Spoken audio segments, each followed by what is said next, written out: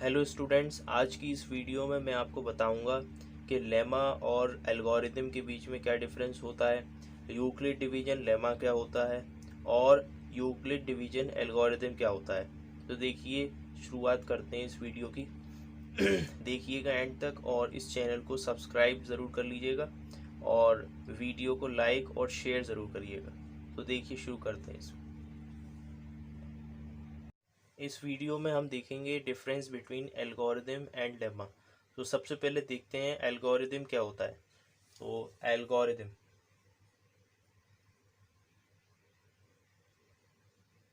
Algorithm को अगर हमें डिफाइन करना हो तो इसको इस तरह से डिफाइन करेंगे। एन एल्गोरिदम इज अ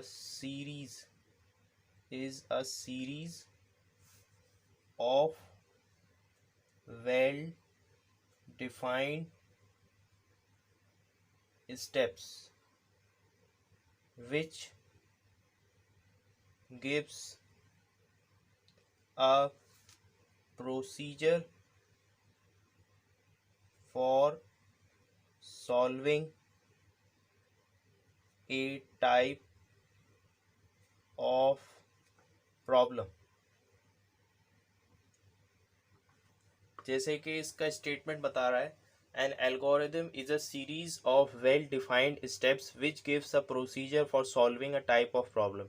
यानी कि जो एल्गोरिदम होता है वो एक सीरीज होती है जिसमें के वेल डिफाइंड स्टेप्स होते हैं। Okay, N algorithm is a series of well defined steps, okay, which gives a procedure for solving A type of problem.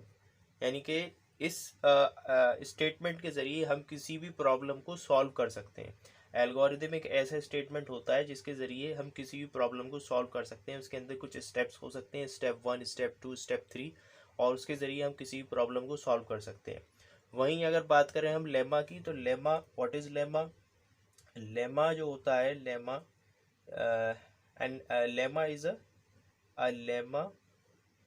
Is a proven statement. A lemma is a proven statement used for proving another statement। यानी lemma एक ऐसा statement होता है जो पहले से proved होता है। A lemma is a proven statement use for proving another statement. यानी कि लेमा एक ऐसा स्टेटमेंट होता है जिसका कोई प्रूफ नहीं होता, बल्कि ये यूज होता है दूसरे स्टेटमेंट्स को प्रूफ करने के लिए या दूसरी थ्योरम्स को प्रूफ करने के लिए। ओके, चलिए अब बात करते हैं यूक्लिड डिवीजन लेमा की। तो इसका स्टेटमेंट क्या होता है, सबसे पहले स्टेटमेंट देख लेते हैं। गिवन पॉजिटिव इंटीजर्स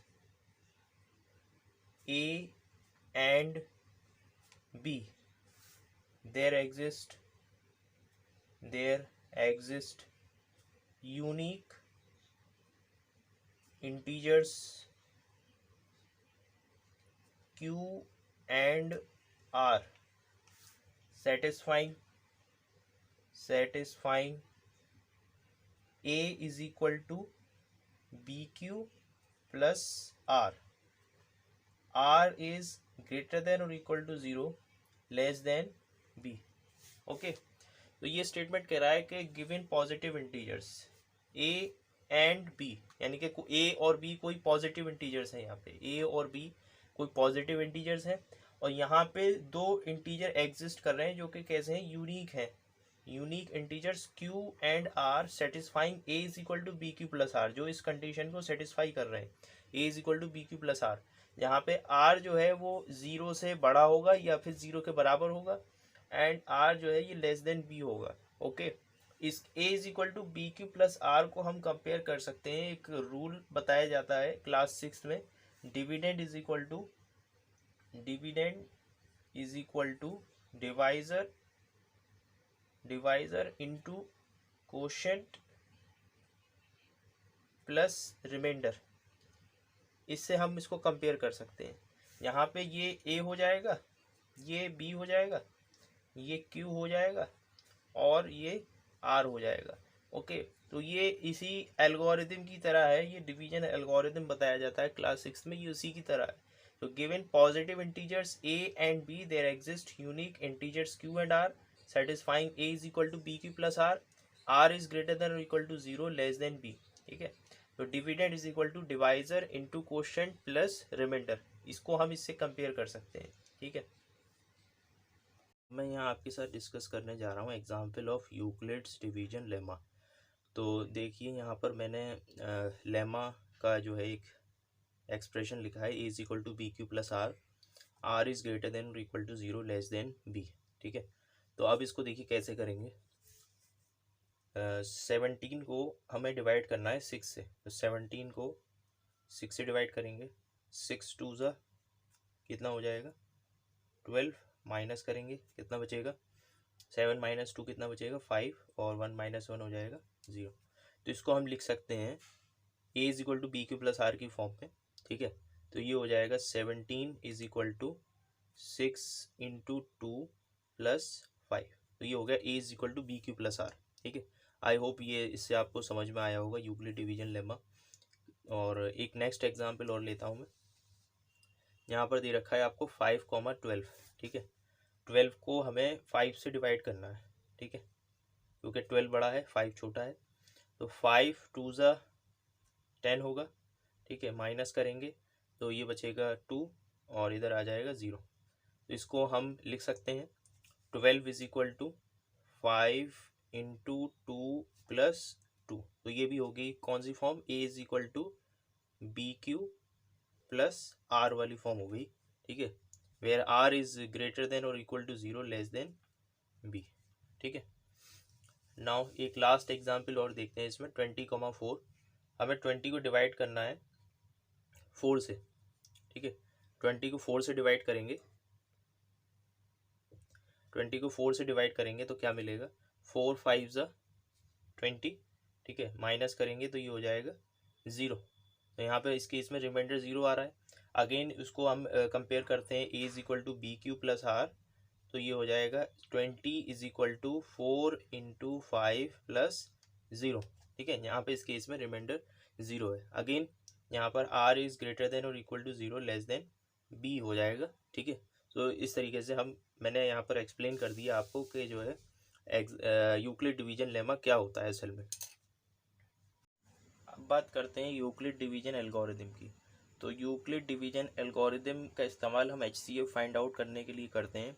इसका जो NCERT की बुक में जो स्टेटमेंट दे रखा है वो कुछ इस तरह से दे रखा है, to obtain the HCF of 2 positive integers say C and D which C is greater than D, follow the steps below.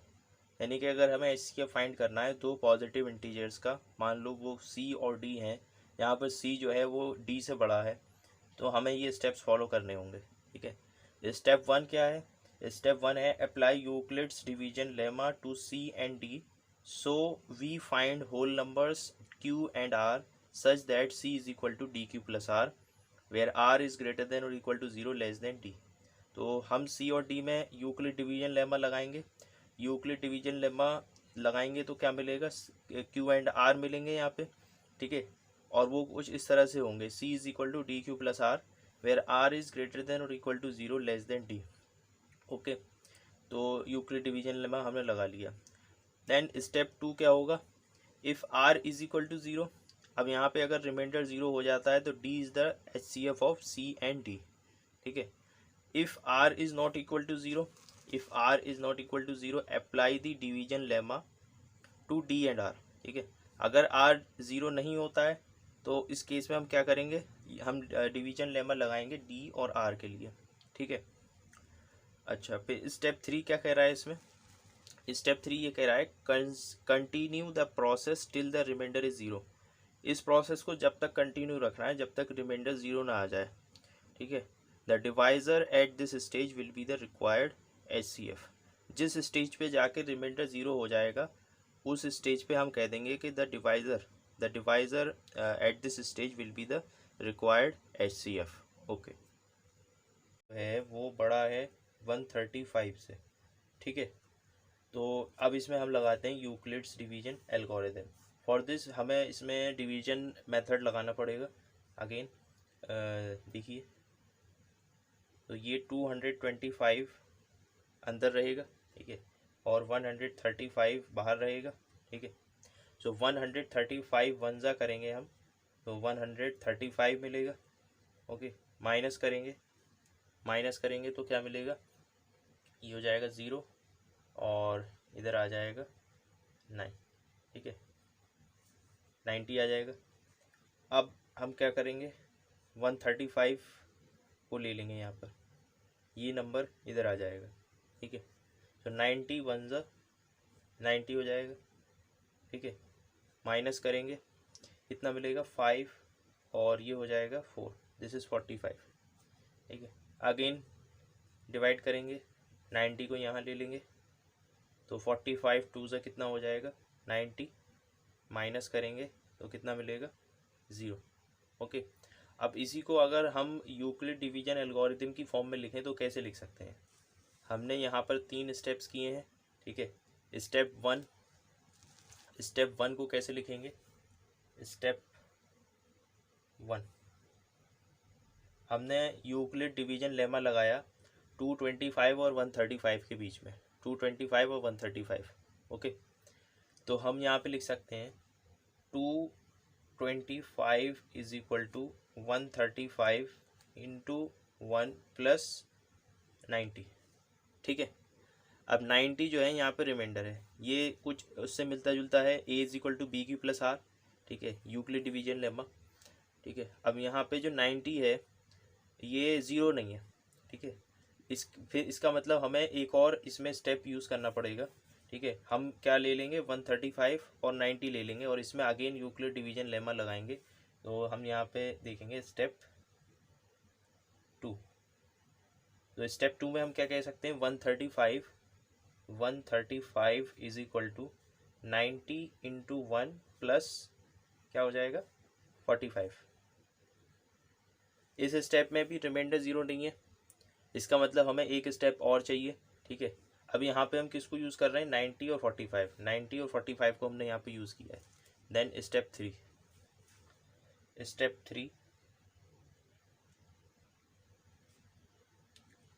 Step 3 में आप देखिए 90 को हम लिख सकते हैं 90 is equal to 45 into 2 plus 0, ठीक है। तो यहाँ पे जो रिमाइंडर है ये 0 आ गया हमारे पास।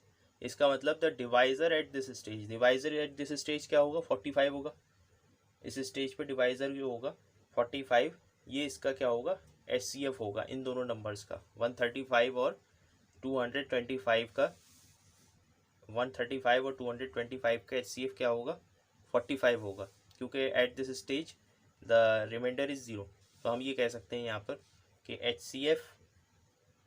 HCF of 135 comma 225 is equal to कितना हो जाएगा 45 हो जाएगा। तो ये एक एग्जाम्पल हो गया, this is an example of A Euclid's division algorithm.